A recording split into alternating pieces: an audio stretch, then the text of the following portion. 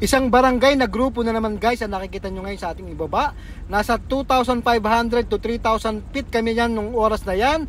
Dahil sa taas na yan, dahil wala kami contact sa aming boat. Kaya kita nyo, puro grupo ng mga tuna yan guys. Talaga naman puting-puti. Ibig sabihin sa taas namin, malalaking grupo ito guys. At talagang voluman ito guys. Sa Pacific Ocean pa rin tayo guys. Kaya tinuturo nga ng inyong kasimangis sa mga grupo ng isda. Kaya panoorin nyo hanggang dulo dahil maganda ito.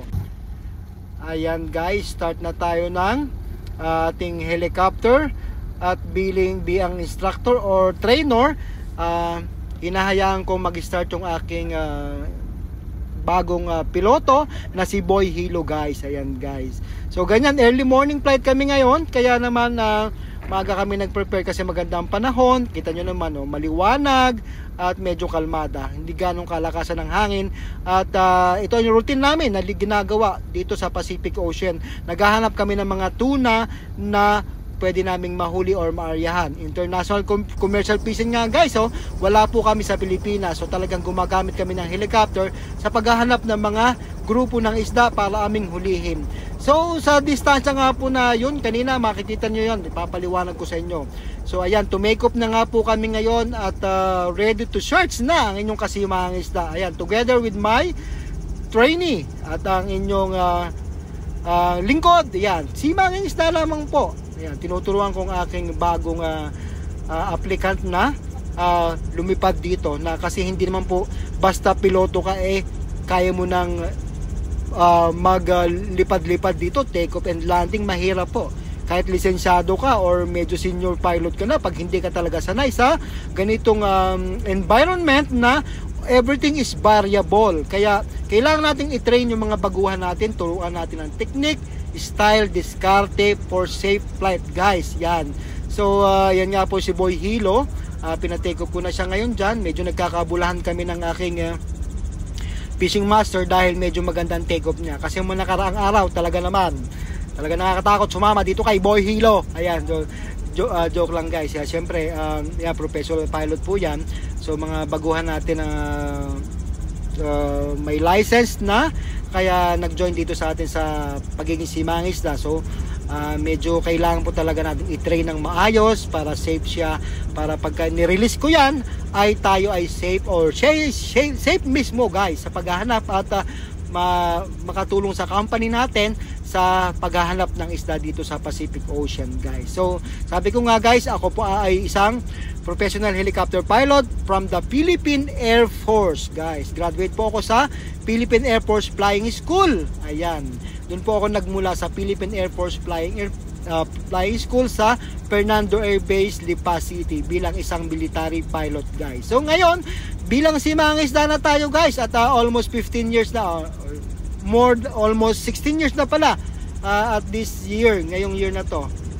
Ayan guys, so searching kami ng isda ngayon at medyo dyan sa area nyan wala pa kami napipick up na ibon, kaya medyo dumistansya kami sa aming mother boat at kami nga po ay aabot dyan ng 40 miles kasi sa liparan po dito inaabot kami ng 60 to 70 miles.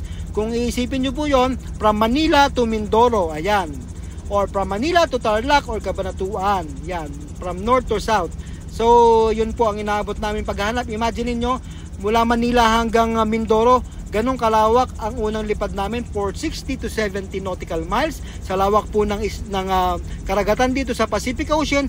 Kaya kinakailangan po talaga natin na gumamit ng helicopter.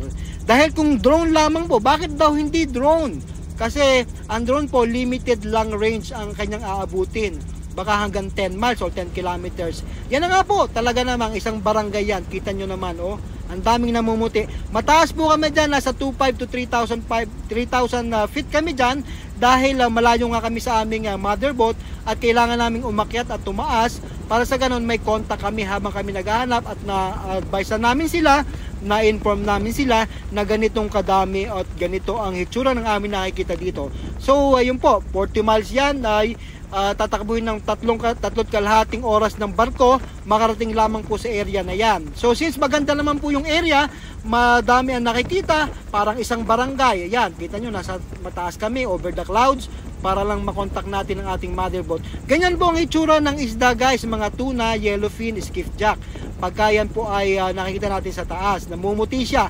Ibig sabihin, pagka ganyan namumuti guys, ang daming alon-alon dyan, yan po ay may kinakaing dilis. Talagang masagana ang pagkain nila. Yun po ang kailangan natin para mahuli natin sila guys. Dahil pag yan po lumubog, mahirap nang mahuli. Lalo po sa panahong ito ngayon ay sira ang aming sonar.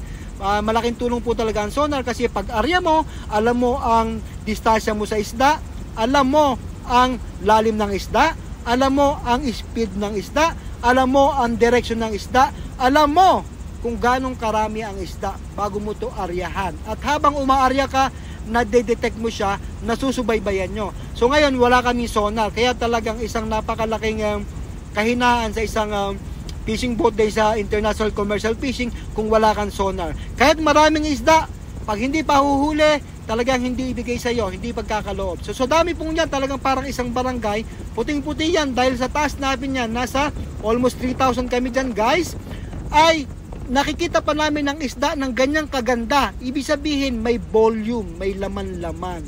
Ayan, smile muna and everything. Ayan. May joke time tayo guys ha. Kaya kita nyo medyo maputla-putla, ibig sabihin palubog na yung isda guys. Kaya kailangan, ayan, ganyan, namumuti na ganyan, magkakadikit na ganyan para masakop ng ating lambat. Ayan guys, kita nyo. So pagka ganyan, malaking grupo na po ito. Hindi na po ito bababa sa 50 toneladas. Yan nga, tinuturo po ng inyong kasimang isda kung saan direksyon nandoon yung mga grupo ng isda. Kaya nulipad namin yan, talagang masaya-masaya kami kasi may prospect na kami, may target na kami. In 3 to 4 hours na takbo ng barko ay makakarya kami. So yan nga po guys, medyo malapit-lapit na rin sila dyan. Ay bumaba na kami, kaya magto 2 hours na kami nung time na yan. So hindi na kami makakapag-assist, kaya it's better to go back para safe tayo at mayroon tayong reserve fuel. So this time pakikita ko sa inyo kung paano lumanding naman itong aking si Boy Hilo, itong aking tinitrain. Kung nakikita nyo po sa aking reels, mga posted videos, ay kasama ko po itong aking bagong tinuturuan. Just like last year, may tinuruan po ako si Cap Jan. Yun po. So ngayon, pagka ganito mga baguhan, kailangan nating i-assist at turuan talaga ng maayos ng sa ganon para safe ang kanyang every flight guys. So this time for landing si Boy Hilo, ayan. Although makikita niyo ang pagkakaiba ng diskarte namin kasi sa baguhan, okay lang yung medyo may distansya pa yung kanyang mga approach para makadiskarte siya. Ang sa akin, kahit salubungin ko siya, kahit dikit na ako sa barko, nilalanding ko yan guys. So ibig sabihin, senior na, matanda na ang inyong kasimang isda, kaya gano'n ang mga diskarte. So sa mga baguhan, okay lang yan, inaalaw ko siya at nang sa gano'n makadiskarte siya, makalanding ng maayos, ng matino, ng safe. So thank you Lord for the safe flight at saka sa blessings na aming tinutugis ngayon. Tutugisin ngayon guys dahil on the way na, full for ano yan, naka full power na yung ating barko at talagang full speed na siya na tumatakbo. Kita nyo naman, carry lang ang paglanding. Syempre sabi nila, pag magaling daw ang instructor o trainer, gumagaling ang estudyante. Joke lang guys, kasi napakadami kong naging estudyante sa Philippine Air Force at the same time dito sa GenAv o sa General Aviation, may natuturuan ako. Kaya naman eto, thank you Lord kasi yung ating skills ay naipabahagi natin sa ating mga baguhang piloto, na ituturuan natin sila ng maayos na yan. Ito yung talagang kabuuan. Another shot yan para nasa ganun makita nyo talaga hanggang sa makalanding siya at makatouchdown dyan sa ating helipad. Inulat ko lang, pinakita ko ulit dahil yung approach naman ay binago niya. Sabi ko, pinabago ko yung approach niya. Ito na yung pinaka final landing niya guys. Ayan, nakatouchdown na. So, ayan. Okay na. Tingnan natin kung approve na. Okay. Nag-thumbs up na ang inyong simang isda at tuwan-tuwa na itong ating si Boy Hilo dahil nakalanding siya ng tumatakbo ng full speed at nasa kanan ang hangin. Usually guys, sa ating pagpapalipad, kailangan lagi tayo naka-headwind or nasa harap natin ang hangin, sa harap natin ang direksyon ng hangin para nang sa ganun safe ang ating take off at smooth na smooth. Kailangan headwind tayo. So dito sa laut guys, very variable. Lahat variable, lahat. Movement ng barko, movement ng hangin, direksyon ng hangin. Kaya naman dapat flexible tayo. Yun ang tinuturo natin sa ating mga bagong piloto. Ito pa rin po ang inyong Kasimang Isda, the original, always the best. Simang Isda, ito po ang inyong mga piloto, Simang Isda po.